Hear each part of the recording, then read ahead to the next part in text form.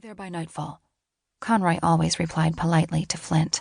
The older scientist didn't seem fazed by Flint's hostility. I wondered if Flint and Conroy had always had a rocky relationship. Of course, I'd never know. Memories of my life only went back 6 months. Frustration bubbled up inside of me. While I now understood why I had no memories, thanks to the drug Conroy administered to me and everyone else 6 months ago, I still hated that I didn't know who I was. Flint leaned forward. "So how do you know this house of yours is safe?" "I know it's safe because I purchased it a month ago under one of my aliases.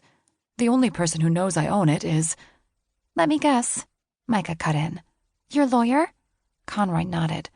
"Exactly." "Humph." Micah raised an eyebrow. "I still can't believe everything we've learned. It's kind of crazy, you know?" "Which part?" I asked. "Where O'Brien Pharmaceuticals stole us off the streets when we were babies from our drug-addicted, prostituting parents? Or how O'Brien kept us locked up while we were experimented on?" Micah chuckled as a strong push of Flint's energy hit me. Flint's jaw tightened. I laid my hand on his thigh. His warmth seared through his jeans.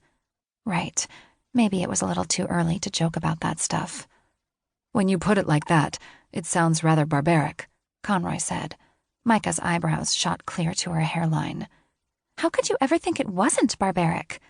Conroy sighed. His hands tightened on the steering wheel again as we sailed around a turn. "If you could have seen the conditions in which you were born—" He stopped, his voice growing quiet. "I'm not saying it justifies what we did. I see that now. But at the time, I was young and hopeful. I'd been passionate about science since I was a boy.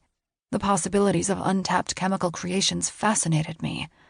You have to understand, I was very young when I joined O'Brien.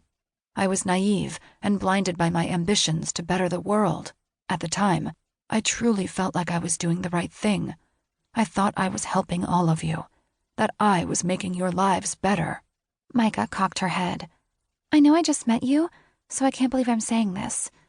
But I believe you." "I do too," I said. Conroy's hands relaxed. A smile lifted his cheeks. "Well, I don't believe you," Flint muttered. He glared out the window. Conroy's gaze drifted to Flint in the rearview mirror. His smile dimmed. If only Flint could feel what I did.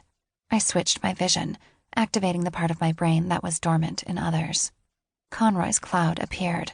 The beautiful rainbow of dancing colors billowed around his shoulders. It was unlike anything I'd seen before. Some of the colors mirrored the colors in our own clouds: red, pink, orange, yellow, green, indigo, violet, and gold.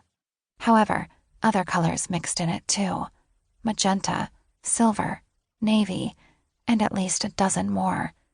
All of Conroy's colors were faint, like they'd been washed out in a spring rain. All except for 2 bright colors: blue and pale green. The blue matched the blue in our clouds. However, none of us had pale green. As always, I couldn't explain why we had colors. I also couldn't get a firm read on Conroy's cloud. The rest of the population had some form of white, gray, or black. The whiter the cloud, the more kind a person was. The darker, the eviler. Nobody else had colors. And as for why Conroy had so many colors, I had no idea. However, my gut told me Conroy wouldn't harm us. And if there was one thing I always listened to, it was my gut instinct. "So how'd you make the memory drug you gave us in April?" Micah asked. "It was something I created last year, in the lab back home," Conroy replied. By home, I assumed he meant the hidden cabin we'd left in the Forbidden Hills. "But how did it work?" I asked. "The drug targeted specific cells in your brains. Upon reaching those targeted cells, it severed all neuronal activity to your long-term memories. Basically, your memories are still there. However, you don't have access to them." I sat up straighter. "They're still there?" "Yes." How does he know that? "So this drug must be different from the one you gave us as babies." "It's much safer. Age doesn't affect it." That comment reminded me of the 2 oldest children in our original group of 10. I'd never met that older set of twins since they died from the sensory-enhancing drug Conroy administered to them. I swallowed uneasily. If I'd been older when he gave me my drug, I could have died too. Luckily, I was only a few months old.